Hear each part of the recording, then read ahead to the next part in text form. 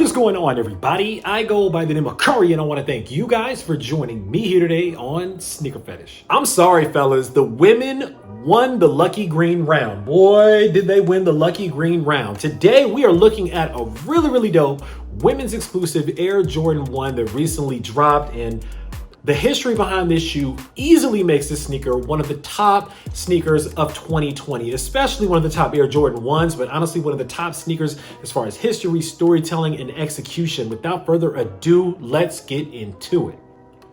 Boom. And there it is, ladies and gentlemen. This is the women's exclusive Air Jordan 1 High Lucky Green. This is a good shoe. And not just is it a good shoe, it's a great shoe. And again, in my opinion, what makes a shoe a great shoe is when it's well done, it has good materials, and it tells a great story. Now today, of course, we're gonna take a deeper look at the sneaker. We're also gonna get into the history, and we're gonna get a little bit into what this sneaker means for the future of women's exclusive releases, especially with Jordan Brand. So let's get into it. All right, guys, starting with the upper of the sneaker, nothing different about the silhouette in and of itself. It's an Air Jordan 1 High. We've seen it 1,000,002 times at this point. Now, of course, first thing that's going to jump out at you is the big green hang tag. You got the lucky green Nike Air hang tag, pretty much the same hang tag as the one that came on the women's exclusive NC to Chicago Air Jordan 1s. Really dope. I like that hang tag. I like this hang tag. Getting the hang tag out of the way, of course, you guys are going to notice the lucky green color prominently throughout the entire upper, around the collar, around the heel, down the eyelets, on the mud guards, and finally around the vamp or around the toe box. But the first thing that I want to discuss is that this sneaker actually looks aged. And if you guys notice right here on the edges of all of the leather here, this green leather, which by the way, very good leather. Let me take a time out and talk to you guys about how good this leather is. This leather is good. A lot of people have said it's like this matte feeling leather, but it's this really nice tumbled leather, this pebbled leather here. Very well done. I don't know about the matte material here. It does make it a little softer to the touch, but it is very nice. But as I mentioned, on the outer edges of that leather, it actually looks a little yellowed. It looks a little old, and I really feel that this sneaker was made to look aged, and maybe because we're in the age of Union 4s and other sneakers that are made to look a little old and a little aged, this sneaker, I believe, is made to look the same way. So it's a really nice touch on Jordan Brand's part. You got the white tumbled leather quarter panels. In addition to that, you also have that white leather going around the collar of the top of the sneaker as well. You got a red ball and wings logo on the lateral side of the shoe. Now, red is an interesting take, but I understand why they did it. We'll get into that in just a second. But a lot of people have said that it's made the sneaker look like a Christmas shoe. A lot of people have said it makes the sneaker look different ways. It is what it is, but that's what you get. You get the red. Now, this is the only part of the sneaker I don't like. It's this patent leather swoosh on the lateral and medial side of the shoe. No other part of the shoe is patent leather. So to me, to slap a little bit of patent leather on the swoosh here is a little bit off-putting to me. I wish that they had, even if they wanted to make a black swoosh, I just wish that they had made the swoosh just a regular leather. They could have made it a regular tumbled leather or a pebbled leather. They could have even made it a grain leather, that smooth leather, and I feel like it would have been a little bit better. But the patent leather is what we get. So it is what it is. Then going down to the midsole of the shoe, you get this sail colored midsole. Again, it looks aged. It looks like eggshell. It looks off-white. It looks a little vintage. And I like that. I feel like it kind of coincides with that theme of that vintage look on the outer edges of the leather as well. Taking a top-down look at the sneaker here. Now you get black standard laces. You got the white vamp, white toe box, and you get the plain black tongue here. But the tag on the tongue has Nike Air in red. So again, you're going to get the black, white, and red Chicago Bulls colors. Speaking of those same colors, on the heel of the sneaker, you get a little heel tab here that also has that red and white hit as well. A lot of people have said that this reminds them of the Heineken Dunk, but honestly, I don't think that they went with Heineken Dunks with this one. I really feel like they went with Celtics and Chicago Bulls mixed together. Obviously, that's the story that they're telling here when we dive into the rest of the sneaker. On the outsole of the shoe here, plain black outsole, nothing really different about that, just matches the tongue. And last but not least, on the insole, you have a parquet floor insole. The insole is made to look like the parquet floor of the Boston Garden, where the infamous game that this sneaker is inspired by was played. Now, that's also offset by the green and black Nike Air OG logo on the heel. Now, I'm gonna keep this insole out because I want to talk about it because this floor has its own history and its own story. Last but not least, you're also going to get 2 extra sets of laces. You're going to get a red set, Chicago Bulls. You're also going to get a green set, a lucky green set for the Celtics. So which one are you, Team Bulls or Team Celtics? Sound off down in the comments below. Let me know. And that's pretty much it when it comes to the lucky green women's Air Jordan 1. Now, let's get into my favorite part, the history. April 20th, 1986, there were 2 very important things happening. The first thing is that I was cooking inside of my mother's stomach. She was about 2.5 months pregnant with me. The second thing that was going on was game 2 of the Chicago Bulls Boston Celtics series. So let me set this up a little bit for you guys because in The Last Dance, they did an incredible job actually laying out the story and how this thing went. So in the previous round, the Bulls actually won that round by getting a really, really lucky shot off, in my opinion, by not even by Michael Jordan,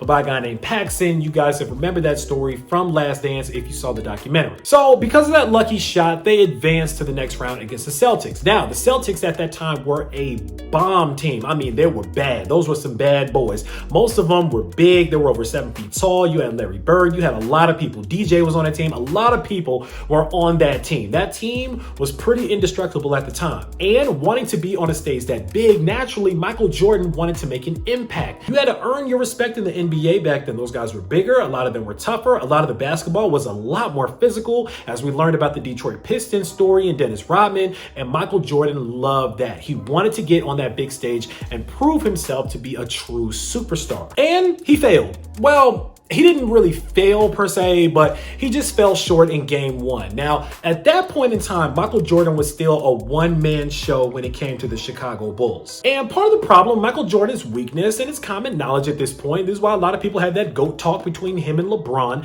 was that Michael Jordan was not as effective on the defensive end of the ball as he was on the offensive end of the ball. He knew how to get buckets, but unfortunately, because he wasn't as dynamic defensively, his defense, when they were on offense, usually it was pretty easy to score buckets if they could work their way around that offense. Remember, this is way before the time of triangle offense and all that other type of stuff was going on. They were just kind of running around getting buckets. So long story short, Michael Jordan gets 49 points in game 1 and they lose. Now, before game 2 happens, you guys remember the documentary, Michael Jordan actually went to go play golf with Danny Ainge, I believe his name was, from the Celtics. And he said, hey, tell your boy DJ, I got something for him tomorrow night. And sure enough, he did. Now, Michael was also recovering off of a foot injury that also limited his play during the previous series as well. So we got to take that into consideration as well, that during the first series, he was limited on his gameplay. When he came out with the Celtics, they unleashed him. They let him do whatever he wanted to do. And he said it was literally like unleashing a rabid dog. And that's exactly what game 2 looked like. Michael Jordan came out in game 2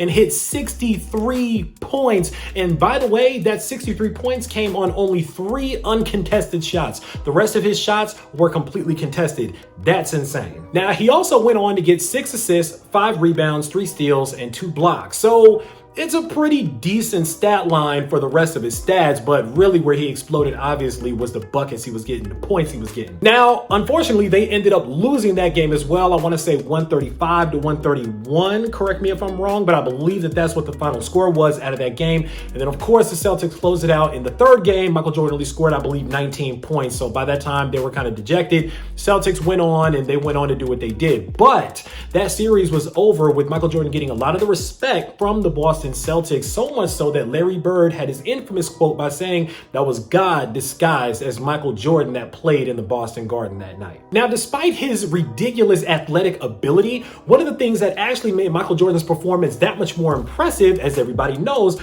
was the famous parquet floor. And again, that's why the parquet floor is here on the insole of this sneaker, because it really is just as much of a part of this story as the points that Michael Jordan made. For those that know, the parquet floor had been around for a very, very, very long time. And you can actually see close-ups of that floor when they do certain interviews back from that game too. The floor is uneven. There's different wood shingles that are kind of sunken down lower than other pieces. Apparently they kind of put that floor together way back in the day, especially when Michael Jordan and those guys were playing on it back in '86. Boston was experiencing a shortage of lumber that they needed in order to create those regular floors. So they improvised and they put these smaller pieces of lumber together in this parquet style here. And they were the only team, the only arena that actually had this really unique floor.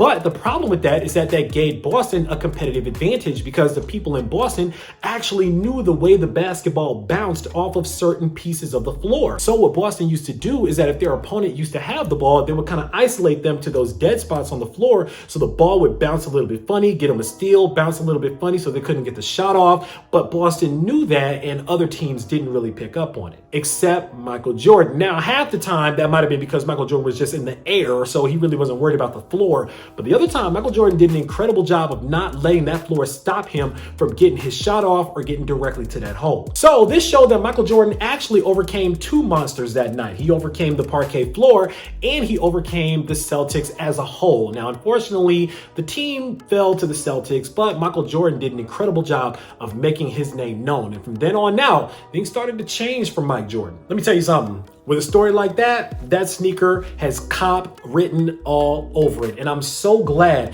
that Jordan Brand gave this release to women. I'm really glad that they made this a women's exclusive. Listen, men's sneakers have a ton of stories behind them. We can go on and on and on with how many stories are behind how many sneakers that have been exclusively for men, even though men probably want to get their hands on these as well. I know all you guys want to get your hands on them. Unfortunately, I believe they only went up to a size 12, a size 10 and a half in men. So if you're bigger than a 10 and a half, sorry fellas, this one isn't for you. So I understand we're still in that age where men want to get their hands on all the women's releases. I got that. But getting back to what the true intention of the sneaker was that this sneaker was going to be for women. I'm really glad that Jordan Brand is giving women these types of sneakers that have this deep of a history behind it. Normally, the sneakers for women just have some really nice designs on them. They're pretty, but they tend to be a little shallow on the storytelling side. This time, women got a really deep story in addition to a very well executed sneaker. And that lets me know that Jordan Brand is doing their job in making sure that women are represented correctly out here